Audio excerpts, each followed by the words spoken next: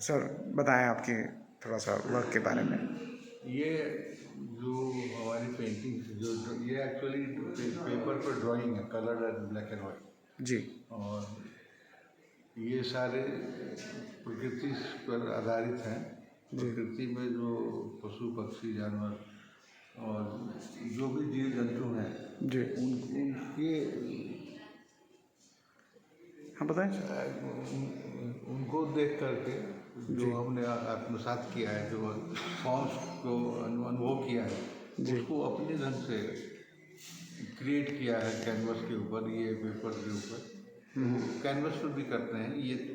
तो यहाँ जो प्रदर्शित किया है ये सारे कागज़ के ऊपर है। अभी सर इस प्रदर्शनी के उद्घाटन के समय आपकी एक पुस्तक का भी विमोचन हुआ है। 1970 से 2025 तक का जो आपका सफ़र रहा है, शायद थोड़ा उसके बारे में बताना चाहेंगे। वो एक्चुअली हम कॉलेज ऑफ आर्ट्स में 1969 में आए थे और 74 में पास किया था। तो 70 से ही काम करना शुरू कर दिया था जी। जो डिफरेंट आर्ट शोज में पार्टिसिपेट करना, ग्रुप शो करना। हम लोगों ने ग्रुप भी बनाया था, ग्रुप अप करके। तो वो भी जिसमें हुसैन साहब भी आए थे हमारे फर्स्ट ईयर में जब हम लोग स्टूडेंट थे। तो M.F. हुसैन साहब पटना आर्ट कॉलेज आए थे। उन्होंने काफ़ी इंस्पायर किया था हम लोग को। जी। तो शुरू से ही हम क्रिएटिव काम में लगे रहे।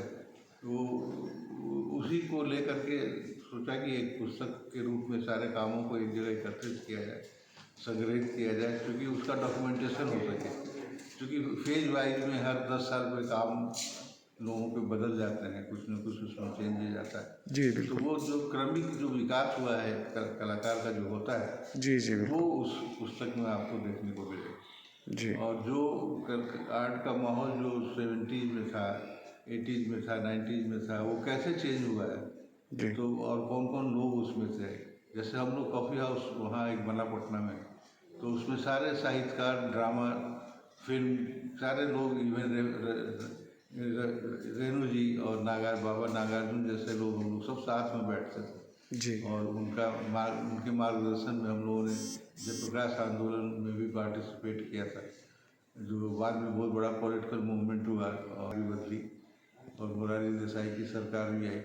तो आर्ट एज एन आर्टिस्ट हम लोग कला की उपयोगिता को सोसाइटी से जोड़ा, जी। आर्ट को समाज से जोड़ा, क्योंकि उसमें पोस्टर एग्जीबिशन, कविता गोष्ठी और नुक्कड़ नाटक ये सब सारे होते। जी। तो जितने भी कलाकार हम लोग थे वो सब सारे पेंटिंग बना करके और उसका बस प्रदर्शन किया था। तो वो एक इतिहास है, एक हिस्ट्री है। तो वो सारी बातें उस पुस्तक में हैं।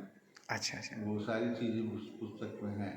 जी। और हम लोगों का सौभाग्य रहा कि वैसे बड़े साहित्यकारों के साथ उठने बैठने का मौका मिला, सीखने का मौका मिला। जी सर, धन्यवाद सर। हमारा सौभाग्य हमें आपके साथ मिलने का सौभाग्य मिला। Thank you. बहुत बहुत आभार सर।